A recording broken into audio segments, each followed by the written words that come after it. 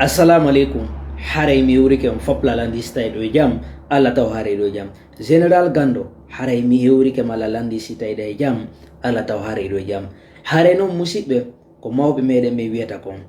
Yo Allah fewnu bibbe meden ben e lawol fiyengol sa ndari din duwaw jande Gando no wonde majja 100%. So mi jiti ke seda Gando à l'époque sukabe dimmobe makko be o wadi dayno manifestation be o yalti dayno e mudum o jindida e mudum fekkere nde hande sa ndari wobbe mabbe no ka berbe wobbe mabbe dayer akkiti ko wonno ko wadde ko fellutuno gon ko e moƴƴere be wonno e mudum be ari be tawti hande o régime do be servude be hibe wude kala ko be faala. General Gando no yide ngandi be wopimo be faalana mo nangude o dogi o yalti lagine fewndo ka fewndi den do non yide ngandi programme c'est-à-dire situation leydi meɗen konto fewndi musidɓe mi andi nan hunde wotere mawɓe meɗen ɓen ɓaytu hiɗe gandi siɓe inni siɓe duwike duwaji maɓɓe ɗin ko jaboto ɗum so on remarque moƴƴo a tawi duwaji mawɓe ɓe ina wondi e Gando par ce que Gando o esa pipiji buyi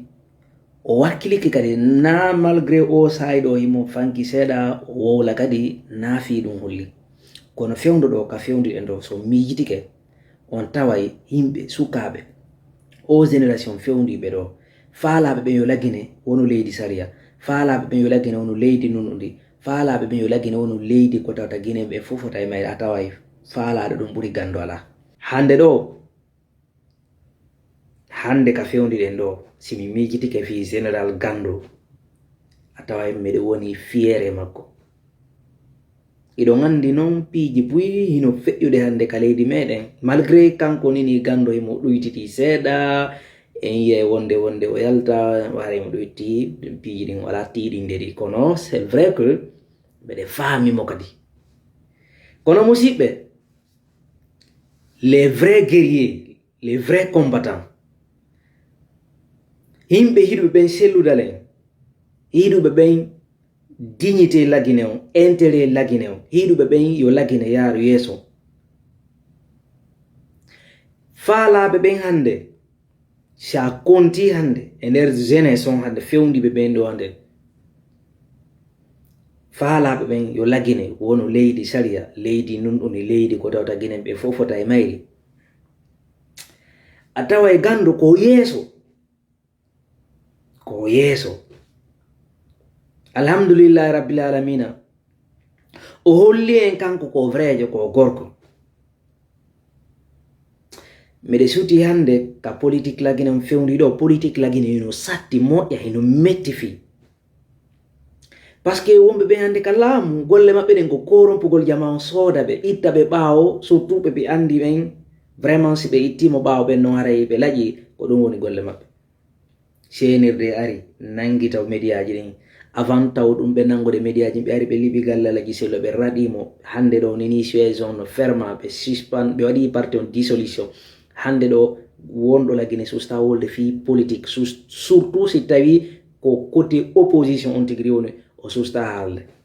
hara ɓe naɓi on kono musidɓe en fof meɗen ɗe gandi ko doginen ko lagine kono howloɗe hoɗɗo ɗon ñande gore men hewtite ka leydi meɗen haray général Gando kala ko wontirɗa minnata koɗa ma koɗa mais vraiment andu a tawama e sukaɓe ɓurɓe ɓen dartanade lagine ko tawata a holli ɓe waaliɓe bambe to ɓe ɗimmoɓe meɗen waaliɓe bambe to a holli a janfotakoɓe a janfakiɓe kadi donc ko wonɗa kon e muɗum hay siɗa ɗuytiti piiji gono ton ala dinen suɗe a taway a waɗi ko wawɗa kon meɗen woni fiére ma hande ɗo ka fewndiɗen ɗo hande siɗa ɗaɓɓude sukaɓe kakaraɓe dariɓe sa heeɓi wa Gando hilto fi honnu wona arugol tun tawta laamu waro wona arugol tun watto veste wona arugol tun huwa piiji sikka ko kañum ko vraiejo mi yolanano ko noon vrayagal ko on neɗɗo waɗɗodoy gollitowo e jama hokkamo kala teddungal muɗum ngal kono hunde wotere jama o heno mankira hiɓe hawji ɓe ala famude piiji ɗi noon no yarde mo kala en fait hawjino yo ko waɗata o yo waɗo alors que hunde kala e sahi muɗum torotoɗen Allah ɓe sukaɓe wali ɓe bambe to yo Allah okkuɓe aljanna combaten kadi fi no ɓe heɓira justice no ɓe heɓira saria ɓe no duwa récompensede wondunoɓe hande e ɓen sukaɓe ka opposition combatuɓe woɓɓe wara sabu ɓen hande ɓen no ka gouvernement no watti vesti ɓe sikkay ɓe jalata ko ɗum waɗi ɗi hakkeji no yande hoore mamadi no yande hoore maɓɓe sa yi gouvernement no waɗa suƴƴito immo souvent ɓe ala naɓude jam ko par ce que ɓe ala famodirede janguɓe ɓen fo hiɓe raɗi hedditi kon fo hiɓe piide kon ɗum wawita marsude haray général Gando mede hiwro famille maɗam fop hiwroɓe dalabaɓe fop par ce que ko ɗum ɗo ni ɓiɗɗo gorko quoi min komi fewndi ɗo hande si tawi mi ronkingo jippiro mi fototo mi wona tranquille mi continua kadi ɗum no ɓuri ko goɗɗo yeyata kono noon ko ɓeynata kon si tawi ɗam mari mawɓe ɗam mari teddugal ɗam mari dignité hunde fellintintama hunde ittatama kadi e ko fellutoɗa kon koye goonga naɓama e laawol fenade ko ɗum waɗi min à 100% Gando no welalam ɓuri jeunesse fewndi ɗon ɗo foppo hande no wowla ɗo par ce que woɓɓe joni ka réseau ɗo joni ɓe wattiri réseau sociaux mamaya ɓe watti réseau sociaux public o rewɓe ƴettugol photoji usaji ɓene yewti fi dewle par ce que hande ko ɗum tona haalede ka réseau mais sa daari kanko hay so ɗumanoto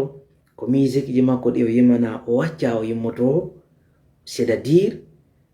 o defulo par ce que tagaɗo kala min kadi c'est vrai kono simi falama weltade mi yimmoto mi ama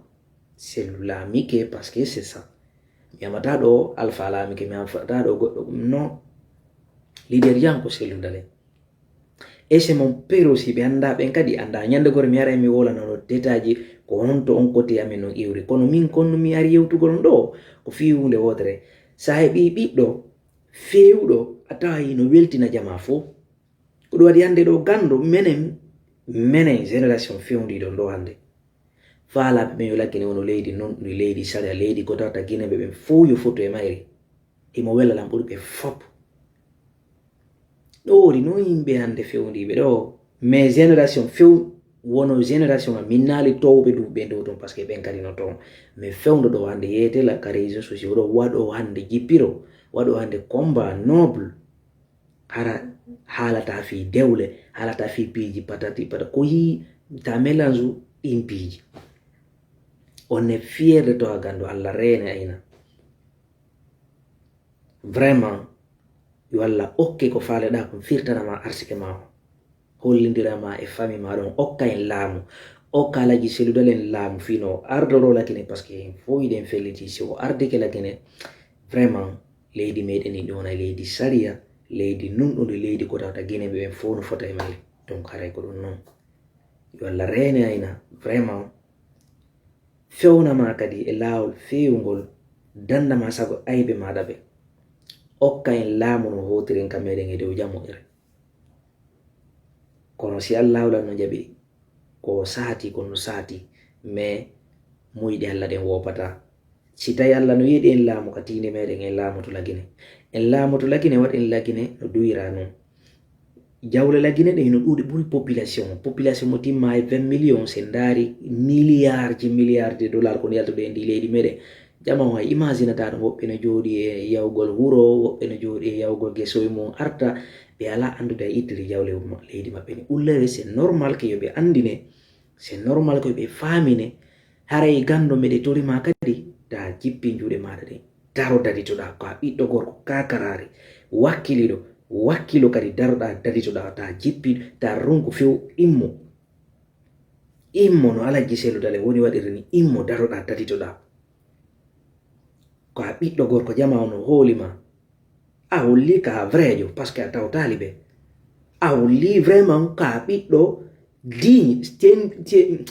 mi anda on no mi kalifirta moji gono ton fiyon faamu par ce que goɗɗo si tawi no feewi ta amumo wolande pewal makko ngal donc encourage mo kadi ɓeyditanamo kadi min mo yiilan ella souvent grand jon noddayla ñande gore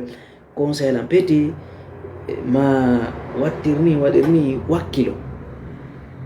taw jippi taw wulu taw ƴeñƴo o conseil lan conseil ji nene goto quoi so conseil la mi mijito min nandi ko yewti lan konko gonga donc pour ne pas aller plus loin restons déterminés